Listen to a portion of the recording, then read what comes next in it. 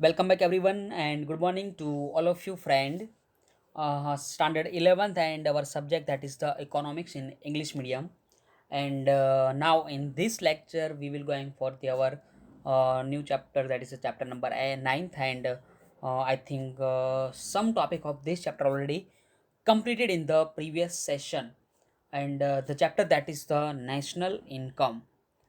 So the first point that is the meaning of national income, and in this topic there are four different meaning of national income. The first one that is the general meaning. Then Alfred Marshall's as for the Alfred Marshall definition, and this definition is based on the production based. And then the second economist that is the Irving Fisher, and he is the define the uh, national income is on a consumption based. And the fourth one that is the ऐसी Pigou जो money based definition. उनके बाद जो यहाँ पे second point दिया हुआ है कि national income and national product, लेकिन जो पूरे का पूरा जो कंसेप्ट था वो यहाँ पे आपके सिलेबस में नहीं है. यानी कि national income and national product is omitted by the board. And then the third point that is the circular flow of national income. So, friend, please now come on page number 95 on the bottom. That is the circular flow of national income.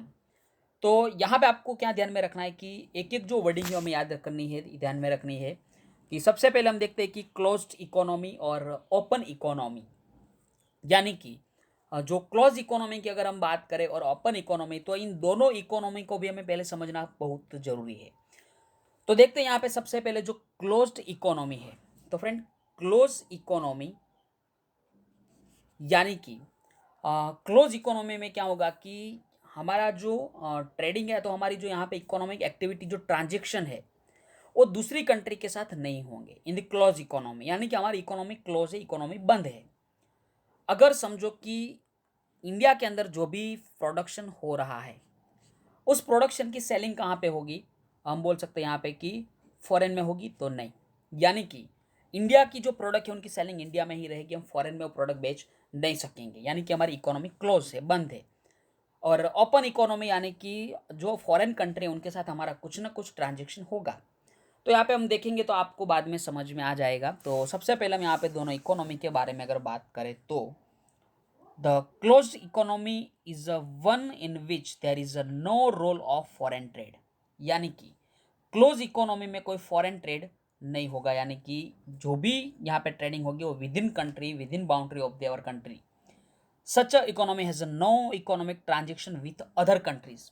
यानी कि जो close economy है, such a economy has no economic transaction, यानी कि जो close economy में कोई economic transaction नहीं होगी दूसरी कंट्री के साथ with other countries. And no goods service and factor of production are exported, and no goods and service of factor of production are imported in such a country. यानी कि friend, close economy में हमारी जो country समझो कि India, समझना क्या India ही है. और फॉरेन कंट्री के लिए मैं यहाँ पे लिख देता हूँ एफ सी, यानी कि कोई फॉरेन कंट्री है, कोई भी कंट्री हो सकती है. अगर समझो कि जो क्लोज इकोनॉमी यानी कि इंडिया से हम कोई भी गुड्स को एक्सपोर्ट नहीं कर पाएंगे दूसरी कंट्री में, और दूसरी कंट्री से हम कोई भी गुड्स को यहाँ पे इंपोर्ट नहीं कर पाएंगे, यानी कि हमारी इकोनॉमी टोटली क्लोज है. Close economy is a self dependent और self reliant, whereas in the open economy the foreign trade play an important role. यानी कि फ्रेंड, जो क्लोज इकोनॉमी हो यहाँ पे सेल्फ डिपेंड और सेल्फ रिलायंट होगी. यानी कि हमारे यहाँ पे अगर हम बात करें तो हमें जो भी प्रोडक्ट चाहिए वो हमें उनके लिए सेल्फ डिपेंडेंट रहना पड़ेगा. यानी कि कोई और कंट्री के ऊपर यहाँ पे हमारा कोई डिपेंडेंस नहीं होगा. और अगर हम ओपन इकोनॉमी की बात करें तो foreign trade play and such a important role, and some works are done by government, and economy has a import export relationship with other countries. तो फ्रेंड, शायद आपको पता होगा what is the meaning of import and export.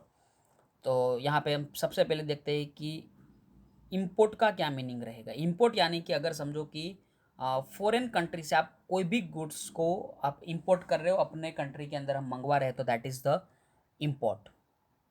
And export की अगर हम बात करें तो एक्सपोर्ट यानी कि हमारी जो इंडियन कंट्री, इंडिया से हम कोई भी गुड्स समझो कि बाहर सेल करें, दैट इज़ द एक्सपोर्ट. तो ओपन इकोनॉमी में क्या होगा, economy has a import export relationship with other countries and here we will discuss circular flow of national income only in terms of closed economy. तो friend यहाँ पे जो हमारा जो क्वेश्चन है that is the circular flow of national income, और इस question को हम क्लोज इकोनॉमी समझ के ही हम उनको समझने की कोशिश करेंगे, यानी कि हमारी जो इकोनॉमी यहाँ पे इंडियन इकोनॉमी है वो क्लोज इकोनॉमी है। To understand the circular flow of production income expenditure we will divide economy into two major sector field, यानी कि फ्रेंड अगर समझो कि हमारा जो यहाँ पे सर्कुलर फ्लो है प्रोडक्शन इनकम और एक्सपेंडिचर का, we will divide economy into two major sector, the business firm and owner of factor of production, यानी कि टू जो मेजर सेक्टर है उसमें एक है बिजनेस फर्म,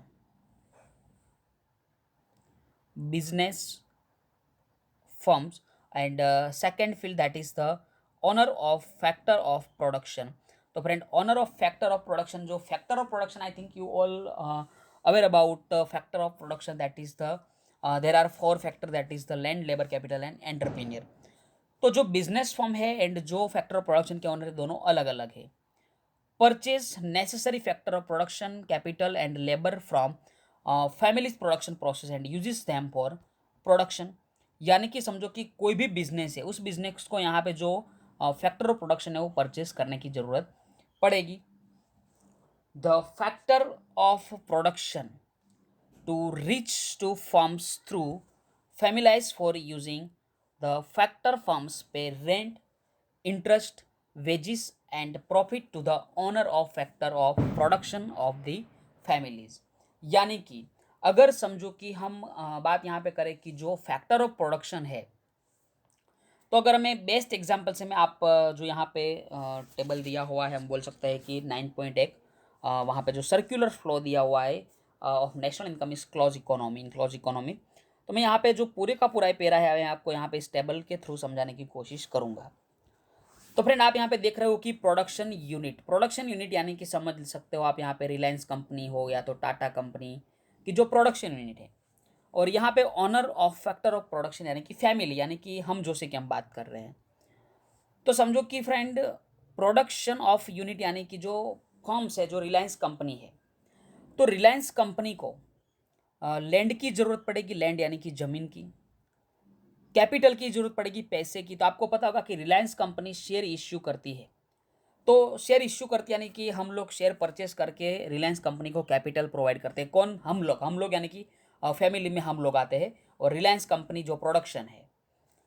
उनके बाद हम बात करें समझो कि लेबर, पहले यहाँ पे लैंड के बारे में मैं थोड़ा समझाना रह गया कि अगर समझो कि जामनगर में रिलायंस कंपनी एस्टाब्लिश हुई, तो वहाँ पे जो लैंड थी वो पहले रिलायंस कंपनी की नहीं थी, मुकेश अंबानी की नहीं थी, वो कोई एग्रीकल्चरल कोई जो फार्मर है उन लोगों की होगी।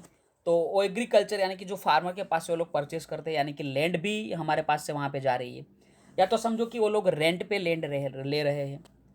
उसके बाद जो कैपिटल यानी कि शेयर इशू करती है, तो हम उन लोगों को कैपिटल प्रोवाइड करते हैं। उसके बाद जो यहाँ पे एक पॉइंट आया कि 1 मिनट, ओके, लेबर की अगर हम बात करें, तो लेबर यानी कि जो वर्कर है जो कंपनी में काम कर रहे हैं, तो वर्कर समझो कि जितने भी रिलायंस में काम कर रहे हैं वो सब लोग अंबानी परिवार से नहीं है, वो सब बाहर से ही, यानी कि हम लोगों के पास वहाँ हम लोग वहाँ पे काम करने के लिए जा रहे हैं। और एंटरप्रेन्योर की जो मुकेश अंबानी है यहाँ पे, तो अब यहाँ पर फ्रेंड यहाँ पे जो फैक्टर ऑफ प्रोडक्शन की हम बात कर रहे हैं, और मैंने आपको बताया कि रिलायंस जो कंपनी है यहाँ पे, और आप लोग बीए के अंदर भी आपने पढ़ा होगा कि the company is a independent personality, जो एक अलग व्यक्तित्व है, अलग कृत्रिम व्यक्तित्व है। तो यहाँ पे Mukesh Ambani and Reliance both are different, यानी कि एंटरप्रीनियर है नीलेश अंबानी, सॉरी मुकेश अंबानी। तो अब समझो कि जो लैंड यहाँ पे कंपनी के पास आ रही है, कैपिटल कंपनी के पास आ रही है, लेबर कंपनी के पास आ रहे हैं, और एंटरप्रीनियर, तो अब प्रोडक्शन यूनिट जो कंपनी है उनके पास लैंड आ गई, लेबर, कैपिटल एंड एंटरप्रीनियर ये सब कुछ आया।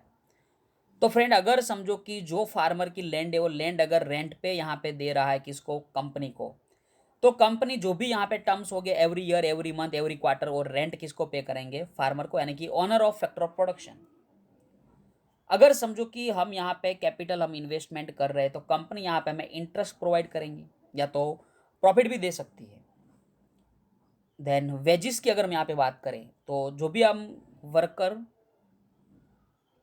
की जो काम कर रहे हैं रिलायंस कंपनी में उन लोगों को वेजेस प्रोवाइड करना यानी कि सैलरी देना। और एंटरप्रेन्योर यानी कि जो मुकेश अंबानी वो क्या यहाँ पे कमाएगा, प्रॉफिट कमाएगा। तो फ्रेंड यहाँ पे हमें क्या करना है कि मैंने आपको पहले समझा दिया कि जो इनकी लैंड है उनको रेंट मिलता है, कैपिटल वालों को जो इनकम होती है, इंटरेस्ट की, लेबर को वेजेस की, और एंटरप्रेन्योर को प्रॉफिट की इनकम होती है। लेकिन वो तुरंत नहीं होगी। समझो कि पहले लैंड, लेबर, कैपिटल, एंटरप्रेन्योर किसके पास आते हैं, रिलायंस कंपनी के पास। रिलायंस कंपनी उनका उपयोग करके वो क्या करते हैं, कुछ गुड्स एंड सर्विस बनाते हैं। और वो गुड्स एंड सर्विस बाद में किसके पास आते हैं, यानी कि हमारे पास। तो हम जियो की सर्विस यूज़ कर रहे हैं, कम्युनिकेशन सर्विस। और रिलायंस का हम पेट्रोल भी, ऑयल इंडस्ट्री जो रिलायंस भी है तो उनके जो पेट्रोल भी हम यूज़ कर रहे हैं। तो हम यहाँ पे उन लोगों को कुछ पेमेंट्स कर रहे हैं। शायद आपको पता होगा कि आप एवरी क्वार्टर, एवरी 3 मंथ्स या तो 84-85 डे में आप 599 का रिचार्ज करवाते हो। यानी कि हम उस गुड्स या तो सर्विस का उपयोग करने के उपयोग करने के बाद हम जो रिलायंस कंपनी है उनको हम क्या यहाँ पे पे करते हैं, पेमेंट्स करते हैं। रिलायंस कंपनी के पास जो भी पेमेंट्स यहाँ पे आता है वो पेमेंट को किसको वापस यहाँ पे देता है, हम लोगों को, यानी कि owner of the factor of production. जिनकी लैंड है उनको रेंट मिल जाता है, जिनका कैपिटल उनको इंटरेस्ट, लेबर को वेजिस, और एंटरप्रेन्योर को प्रॉफिट मिल जाता है। तो फ्रेंड यहाँ पे आप देखो कि सर्क्यूलर फ्लो है, यानी कि एक साइकिल ही घूमती है पैसे की, कि इनके पैसे उनके पास जाता है, बाद में फिर से ये वस्तु यहाँ पे, वो पैसे यहाँ पे, और वापस से पैसे कहाँ पे आ जाते हैं, एंड जो ओनर ऑफ फैक्टर प्रोडक्शन है उनके पास। तो फ्रेंड यहाँ पे क्या है कि thus factor of production reach to firms through families for using the factor firm pays rent, interest, wages and profit. यानी कि जो कंपनी हो उन लोगों को rent, wages, interest and profit pay करेगी। The honor of factor of production of the families, and thus the flow of money firstly goes to family from the firms। तो आप देख सकते हो कि जो सबसे पहले land, labour, capital, labour, entrepreneur अगर कंपनी के पास आते हैं तो कंपनी पहले उन लोगों को रेंट, वेजिस और इंटरेस्ट, प्रॉफिट पे करते हैं। और अगर समझो कि हमारे पास पैसे आए, मेरी अगर सैलरी आई, तो मैं उनके बाद उनकी जो सर्विस है वो यहाँ पे परचेस करूँगा, कम्युनिकेशन सर्विस जियो, और मैं भी यहाँ पे पेमेंट्स करूँगा। देखते हैं आगे यहाँ पे। A firm produces goods and service with the help of this factor and puts them in the market for selling them। यानी कि रिलायंस कंपनी जो भी गुड्स एंड सर्विस का प्रोडक्शन करते हैं उस गुड्स को और उस सर्विस को कहाँ पे बेचते हैं, मार्केट में सेलिंग के लिए रखते हैं। And the families purchase goods and service from market, thus the flow of goods and service comes to the family from firms. यानी कि जो भी गुड्स एंड सर्विस, समझो कि रिलायंस का जो पेट्रोल है वो रिलायंस के पास से किसके पास आता है, तो फैमिलीज के पास। Family pay money to firms for purchasing goods and service.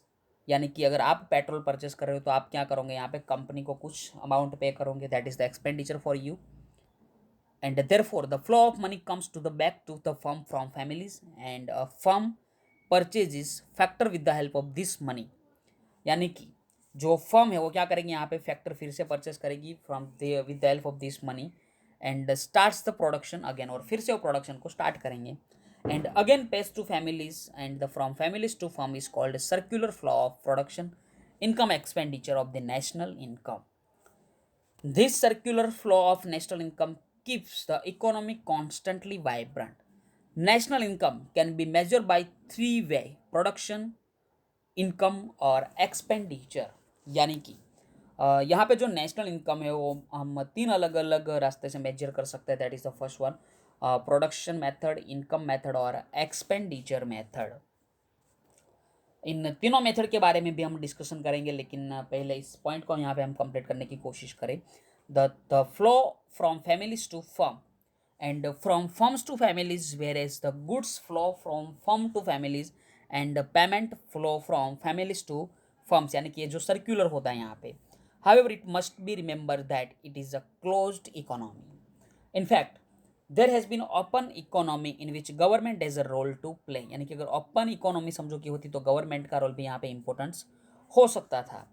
And economy shows savings and it has existence of import export. यानी कि यहाँ पे आप सेविंग भी कर सकते हो और साथ में इम्पोर्ट एक्सपोर्ट भी यहाँ पे होता, क्योंकि आपको पता है कि open economy that such a economy is open the boundaries of the countries for the international trading, and the circular flow can be explained on the basis of market in such a economy too. तो friend यहाँ पे एक important हमारे लिए जो topic था that is the circular flow of national income in closed economy, कि जहाँ पे हमने देखा कि सर्कुलर फ्लो जो नेशनल इनकम यानी कि जो हमारी इनकम है प्रोडक्शन यूनिट यानी कि कंपनी के पास से, कॉरपोरेट के पास से फैमिलीज़ के पास आती है, फैमिलीज फिर से कुछ गुड्स सर्विस का परचेज करके वो फिर से वो कंपनी को पे करते थे। तो यहाँ पे जो हमने पूरे का पूरा जो पॉइंट था that is the circular flow of national income कि हमने जो कंप्लीट कर दिया। फिर से फ्रेंड जो पेज नंबर यहाँ पे 95 की अगर हम बात करें, सॉरी 94, तो यहाँ पे जो 3 पॉइंट हमने कंप्लीट कर दिए। The first one that is the meaning of national income, जो आपके सिलेबस में है, यानी कि मैं यहाँ पे टिक करवा रहा हूँ कि चारों चार डेफिनेशन पूछ सकते हैं। उसके बाद जो यहाँ पे एक पॉइंट है that is the national income and national product, this topic is omitted bye the board, यानी कि आपके सिलेबस में एक क्वेश्चन नहीं है। उसके बाद जो 9.3 that is the circular flow of national income, जो अभी हमने समझने की कोशिश की और मैंने आपको एक एग्जाम्पल के साथ समझाने की भी कोशिश की। 9.4 का जो पॉइंट है that is the important concept of national income, its question is omitted by the board. And then the 9.5 that is the measurement of national income, यानी कि जो तीन यहाँ पे अलग अलग मेथड्स जो हमने अभी समझी थी कि production method, income and expenditure, इन तीनों मेथड के बारे में भी हम कुछ समझेंगे क्योंकि it is a question that is in your syllabus. And the 9.6 that is the problem of measuring national income, and it is omitted by the board. And the last one that is the monetary income and real income। तो आप देख सकते हो कि अब इस chapter की अगर हम बात करें तो आपके पास आपको अब बाकी सिर्फ यहाँ पे एक ही पॉइंट बचा है that is the measurement of national income, जो हम नेक्स्ट लेक्चर से कंटिन्यू करेंगे। सो आज का जो लेक्चर हम यहाँ पे उनकी पूर्णाहुति कर रहे हैं। So thanks to all of you friend, take care and bye bye.